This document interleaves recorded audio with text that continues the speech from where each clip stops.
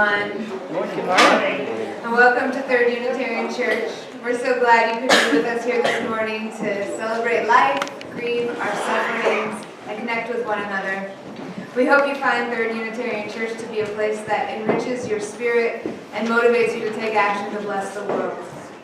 We welcome all people in this church, and we welcome your whole person. Because we are having a special service today to honor Black History Month, we're going to have our Joys and Concerns ceremony next week. So if you'd like to submit a joy or a concern, you're welcome to do that today. The Caring Committee is also passing out a survey today. I see many of you with it in your hands, asking you to help with caring for the members of our church. They would love to receive the survey back today, so if you can fill it out and hand it back to either Dorothy Wills or Kathy Jeans, they would appreciate that. Next Sunday is Commitment Sunday, so we look forward to having you join us and return your pledge cards next week when we'll have the ceremony during the service. This afternoon from 4 to 5:30, the TUC and Unity Temple Action in Austin group will meet at Unity Temple's Gale House. We also need your board surveys back by tomorrow, Monday, February 16th, because we're going to be discussing them at the board meeting on Tuesday, February 17th. So if you want to share your input about who's going to be on the search committee for the next settled minister, get those board surveys back in. You can give them to the office today. We'll collect them and go over them Tuesday evening. If you forgot to bring yours with you, we have additional copies. And you can get one and fill it out, and we'll take it. Immediately following our service today, please join us for the Austin Scholarship Fundraising Luncheon in honor of Black History Month, located downstairs in the Robeson booth. As always, further information about these events are printed in your order of service, and they're also printed in This Week at 2UC, which is both emailed to you, and hard copies are always located downstairs on the table. Next Sunday's forum is a special program called Inspirations and Reflections, Readers and Listeners. You can bring your favorite poem or short text to share with others. Frank Olker will start us off with a few of his favorites, and if you only want to listen to other people's favorites, that's also fine. The session pays tribute to the long-standing Readers and Listeners group that met monthly at TUC in a similar format.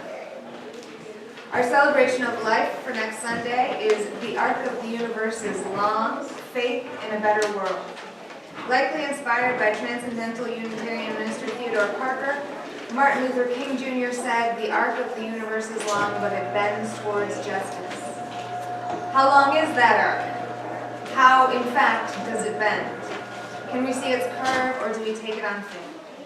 Minister Jennifer Nordstrom and Worship Associate Max Lyles will explore the faithful collective act of working towards the beloved community.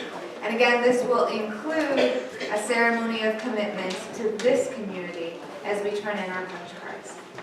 Once again, welcome to Third Unitarian Church.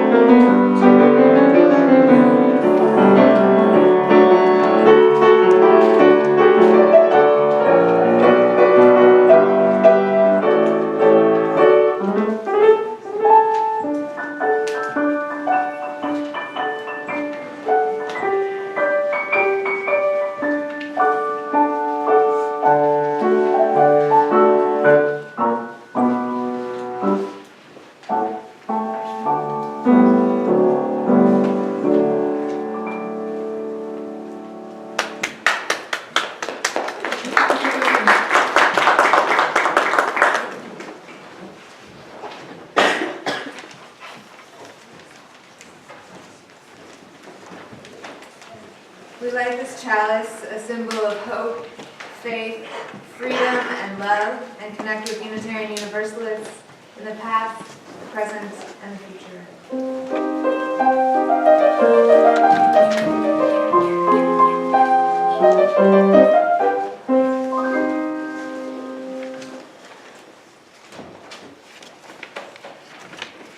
Good morning again. I have to say good morning, and let's see everyone here. I'm going to speak to you about why and how I came to Third Unitarian Church, and the importance of us to financially support TUC. Okay? This is not necessarily comfortable, but we will do what we can do. Let me just tell you that many years ago, after I was recently married, my spouse decided that he did not want to go to any church at all. Okay? And I decided that that was absolutely unacceptable. So here we are, pretty newly married, and already we have a sort of disagreement. So he came up with Unitarian. And you know, I think he was surprised when I said, oh, I know about that group. They are fabulous. They are courageous. They are strong. They have backbone. I like that. That was a surprise to him, I do believe. I think he thought I would say no. I knew more than he thought I knew. So here we were. So we looked at what we used to call a phone book. There used to be phone books. So he looked in the phone book, and since we lived in Austin, here was Third Unitarian Church at 301 North Mayfield. So we came over, we spoke to Dr. Bureau. Sound like a pretty good place. Then we found ourselves attending on Sundays, and the people here seemed to have the same values and beliefs that we had. We said, this is an excellent fit. This is wonderful. We both agreed to that, okay? And so, fine. Now, several years later, I had my daughter, and one Sunday morning I said, I think I would like to stay home today from church. And my daughter said, oh no, we can't do that. We're working on certain projects in the church school, and I've got to be at church. So then my spouse said, you see what you have done. All right, so here we are. All right, so it's really very interesting. I am very glad to be a member of Third Unitarian Church. This is a church where I say that we have backbone, okay? We are strong, okay? We are focused. We also know how to make adjustments, I'll have to tell you that. We are concerned with community and this world that we live in.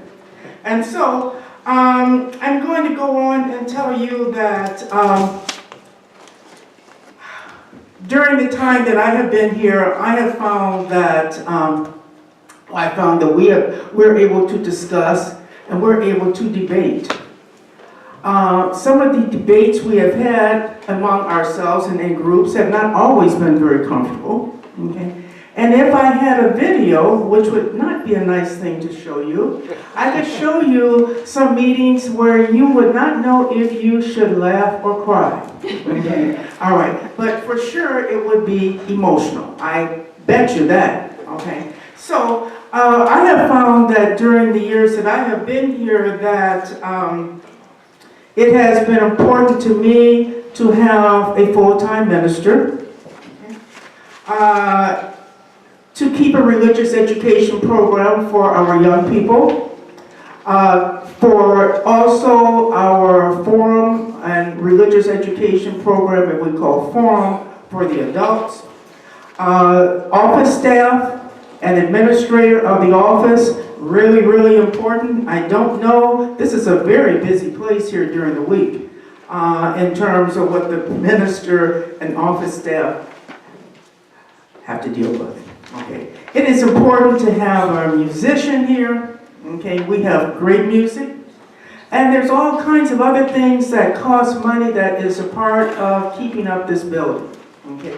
Things that I would probably not think of, but things that's just a part of having a building, and it all costs money.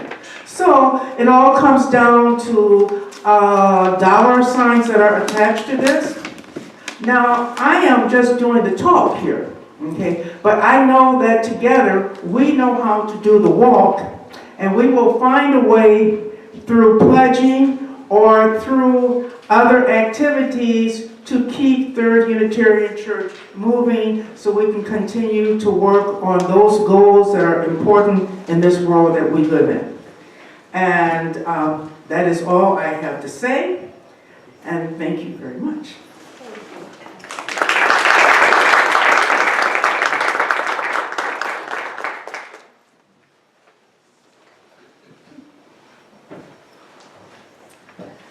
We give not so that we can keep the lights on, but rather because having the lights on means that we can be together.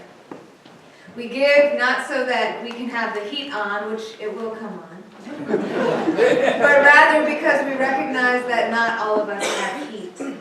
We give not to pay the minister or staff, but because having a minister and staff to challenge and encourage us transforms our lives. We give not because we're obligated to, but because through our giving, this community continues to offer us meaning and support. We give, in short, not because it makes the church possible.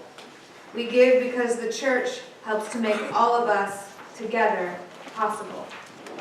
This morning's offering will be gratefully received. May it be joyfully given. Will the ushers please come forward?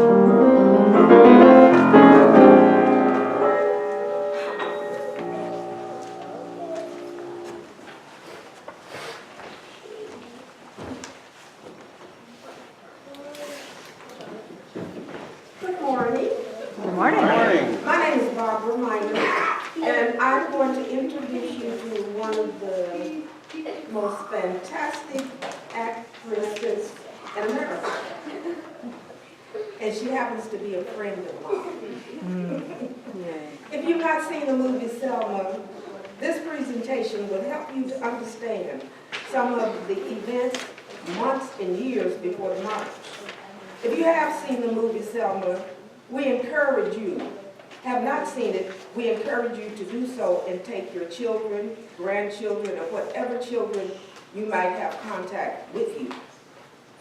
2 months before he died, Malcolm X, my favorite person, shared at the Audubon stage with this person. He considered her to be the #1 freedom fighter woman in America. She was born the 20th child of a sharecropper family in Louisville, Mississippi, in the Mississippi Delta. She never stopped singing, marching, speaking, even through the civil rights struggle. She was strong and powerful. Please welcome Fannie Lou Hamer.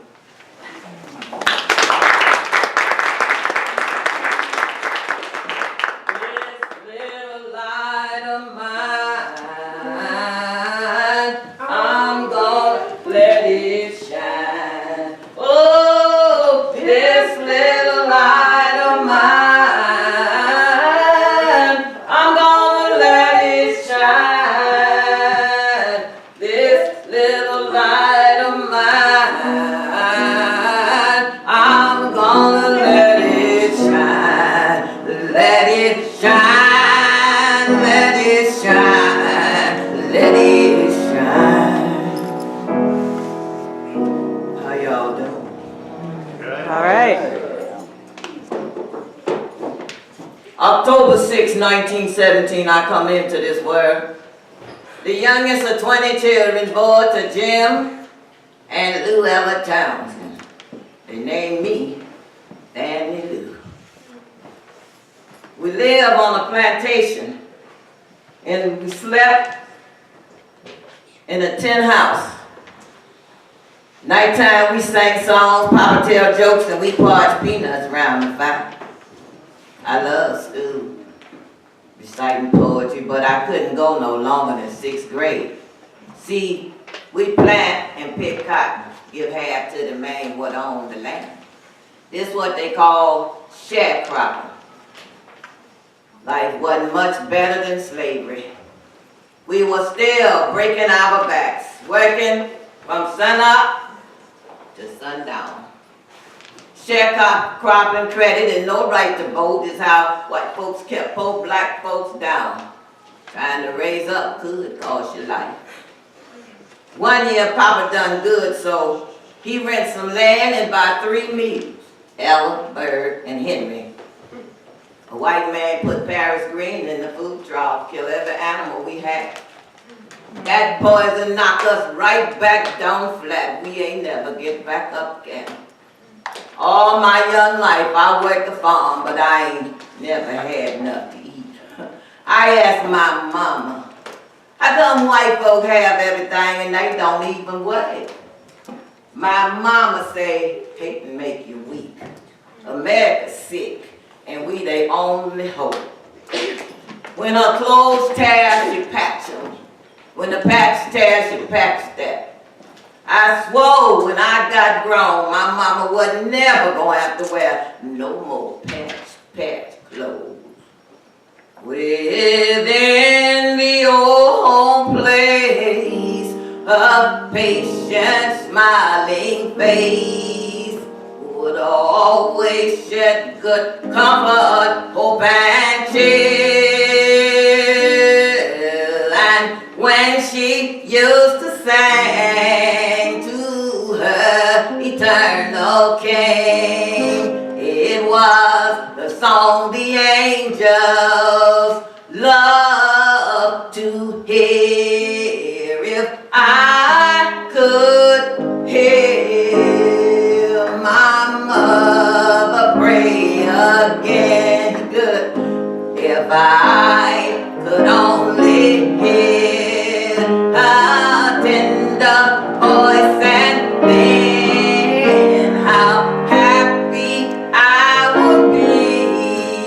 'Twould mean so much to me if I could hear my mother pray again.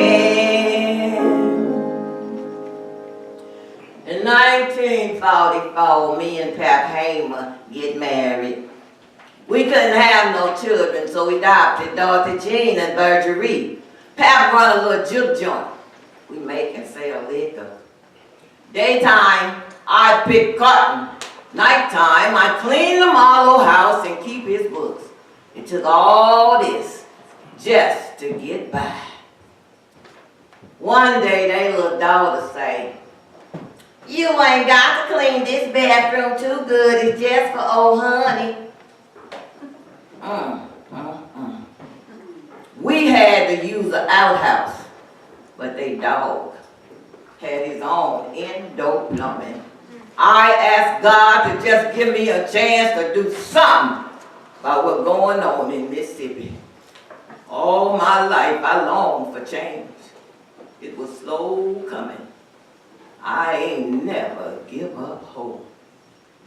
I wish I knew how it would feel to be free. And I wish I could break all these chains holding me. And I wish I could say all the things that I could say. Say I'm loud, say I'm clear, for the whole world to hear. And I wish I could share all the love that's in my heart. Remove all the bonds that keep us apart. And I wish you could know what it means to be me. Then you'll see and agree that every man should be free. And I wish I could live like I'm longing to live. And I wish I could give all I'm longing to give. And I wish I could do all the things that I could do. Though I'm way overdue, I'd be starting anew. And I wish I could be like a bird in the sky. How sweet it would be if I found out I could fly. I'd soar to the sun and look down at the sea. And I'd say, 'cause I know how it feels to be free. Summer 1955. 14-year-old Emmett Till come to visit his Uncle Mo in Money, Mississippi, about 25 miles from us in Louisville. He bought candy and bubble gum and say, "Bye baby," to the white woman in the store. So say J.W. Myler and Roy Bryant come and took little Emmett away. His body was found in the Tallahassee River. A 75-pound cotton gin fan tied around his neck with barbed wire. He done been beat vicious and shot through the head. His mama, Miss Mamie Till, have an open casket so the world could see what they done to her baby. 10 years earlier, while serving his country in Italy, Louis Till had been tried and convicted of rape and murder. Black officials had not been allowed to participate in this fiasco. They and many others believed him to be innocent, that he was being railroaded, used as a deterrent to stop other black soldiers from fraternizing with white women. Mamie Till had never been told how her husband died. But during the trial, when little Emmett was killed, Senator James Eastland, Democrat, Mississippi, brought all of this information out to say that little Emmett was just like his daddy, and he deserved what he got. The two men was found not guilty. Later, Milam became the night policeman in our town. His last words were, Mama, save me, have mercy on me, Lord. The blow still fell, but little Emmett had died. Emmett Till, his name will be a legend we all know. From Chicago to Mississippi to see his Uncle Mo. But we won't see little Emmett anymore. Black folks was hurt deep. I kept on praying for change. I ain't know what else to do. I ain't know there was other black women with the same burning fire inside as me. Just 3 months later, December 1st, 1955, Rosa Parks was arrested because she wouldn't give up her seat to a white person on the Montgomery City bus. Reverend Ralph Abernathy called for a boycott. They tell me not one of 25,000 African Americans rode them buses. They held fast for 382 days. When the Supreme Court banned segregation in public transportation, the boycott ended. But a light done been lit. Black folks started to protest all over the South. I was still picking in cotton in Louisville. Ain't know much about what was going on.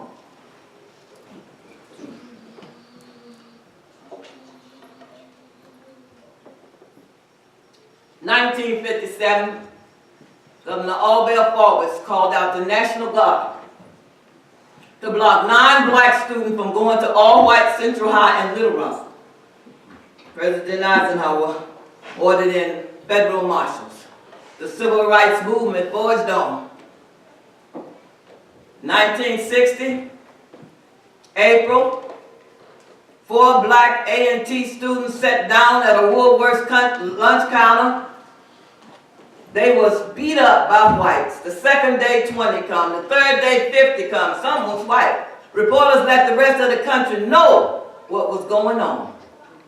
By April, sit-ins and spread to 77 cities. Before the year was out, now 75,000 young folk was sitting in. 4,000 was arrested.